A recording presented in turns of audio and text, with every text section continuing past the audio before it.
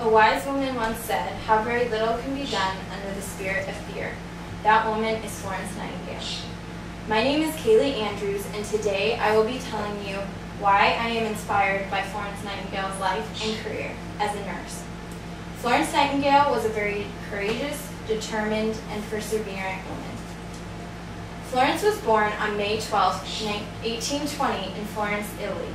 Her parents were very wealthy, and as a child, she learned philosophy, mathematics, foreign languages, and history from her father.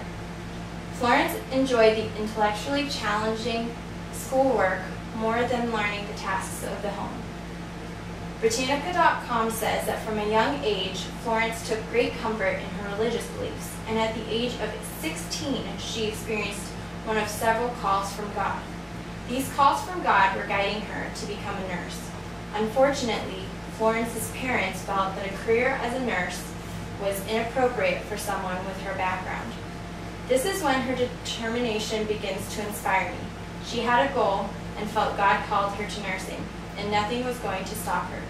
She was so persistent that even when several suitors asked for her hand in marriage, she turned them down because she felt that her call was to be a nurse and that she wanted to pursue it full force. Finally, her persistence and determination paid off, and she was able to enroll at Kaiserwerth. While at Kaiserwerth, she trained to become a nurse from 1850 to 1851.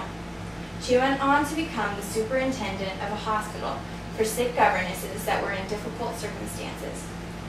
All of her accomplishments up to this point inspire me. She started out with her family not supporting her dream, and she went on to achieve her dream. But that, in my opinion, is not the most inspiring part of her story. I mentioned before that Florence Nightingale was courageous. Her courage was clear when she decided that even though her parents didn't approve, she was going to become a nurse. Her courage was made even clearer when in 1854, she traveled to serve in the Crimean War. There was a great need for nurses and medical aid in the war. Florence saw that need and volunteered to help in the war. Throughout the war, she stood beside surgeons and cared for patients even when other medical assistants and nurses, even the men, turned away in fear or disgust.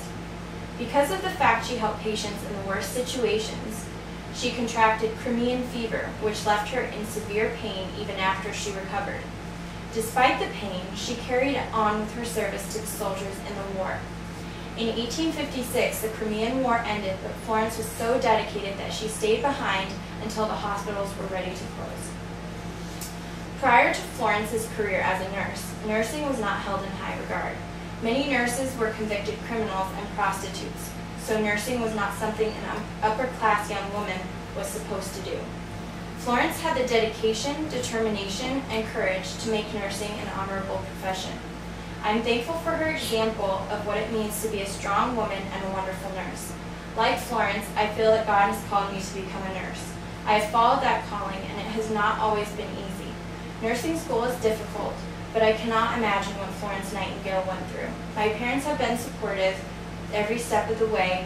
I have not had to serve in a war, and I have been blessed with good health. Florence Nightingale succeeded with much less than I have. Rosie Williams said, "To do what nobody else will do, a way nobody else can do, in spite of all we go through, is to be a nurse." Florence Nightingale is a perfect example of serving others despite her personal pain and her family's prejudices. She inspires me to be a better woman and has taught me what a nurse is supposed to look like. I hope that today I was able to give you a glimpse of her courage, determination, and perseverance. Thank you.